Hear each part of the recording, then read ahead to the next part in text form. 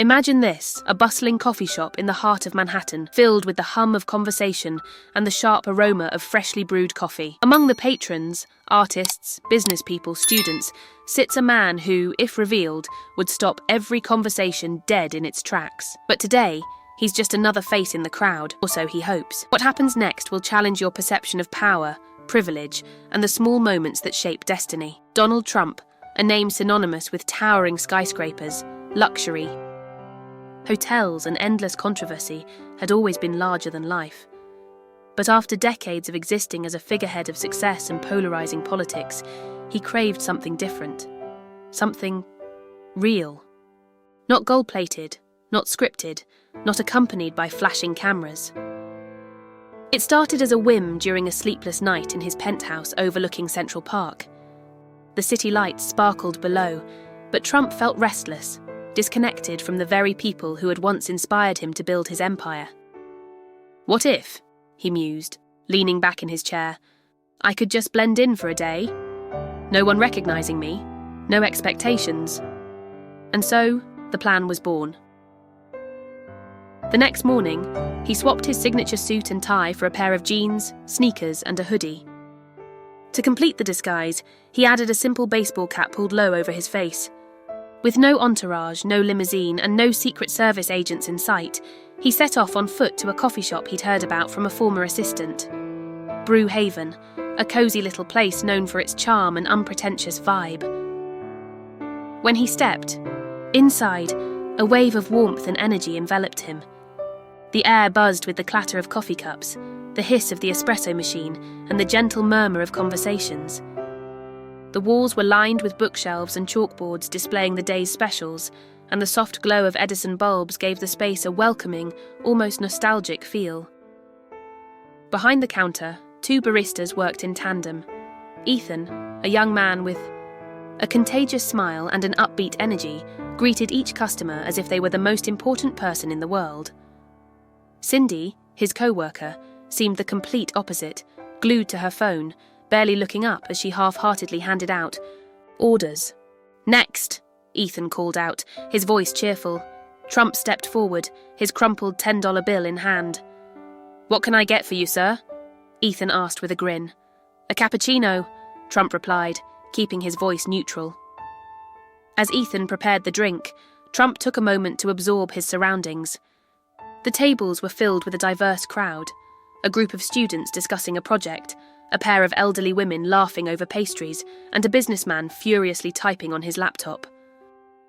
It was a microcosm of the city he loved, a mix of ambition, creativity, and connection. When his cappuccino was ready, Trump found a seat by the window.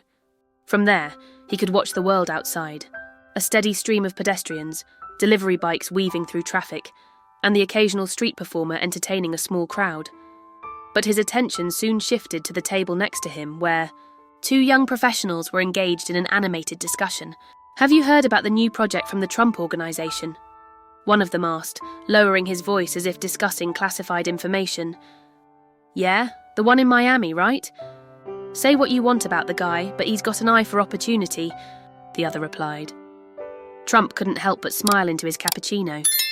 It was surreal, hearing people debate his legacy without realizing he was sitting just a few feet away. As the morning wore on, Trump observed the dynamics at the counter. Ethan continued to charm every customer, whether they were ordering a simple black coffee or a complicated caramel macchiato with extra foam.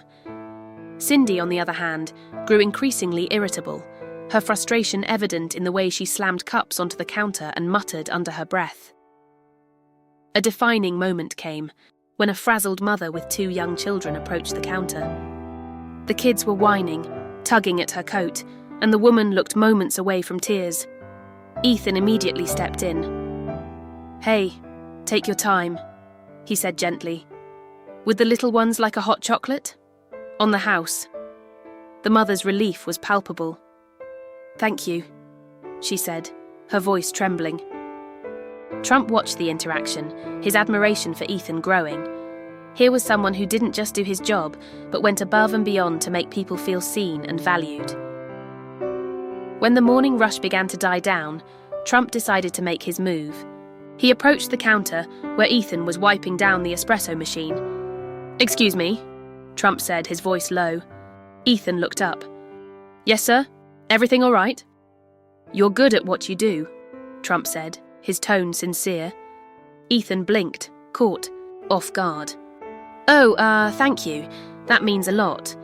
Trump reached into his pocket and pulled out a sleek business card.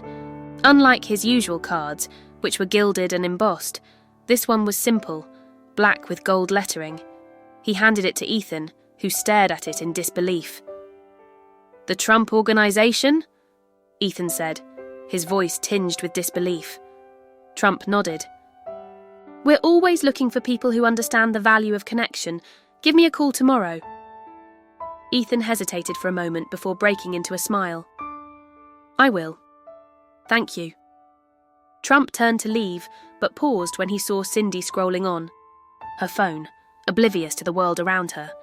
"You might want to put that away," he said, his voice carrying a hint of amusement. "Opportunities have a way of slipping by if you're not paying attention." Cindy frowned, confused, but Trump didn't wait for a response. As he stepped outside, the city embraced him once again, a cacophony of car horns, distant sirens, and the hum of countless lives being lived. For the first time in years, he felt truly alive, connected to the world in a way he hadn't been for decades. The next day, Ethan made the call, and within weeks, his life changed. He became a part of the Trump Organization, working alongside some of the most talented and ambitious people in the industry. His natural charisma and work ethic didn't go unnoticed, and it wasn't long before he was climbing the ranks. As for Cindy, her apathy eventually caught up with her. She lost her job a few months later, another reminder that success requires more than just showing up.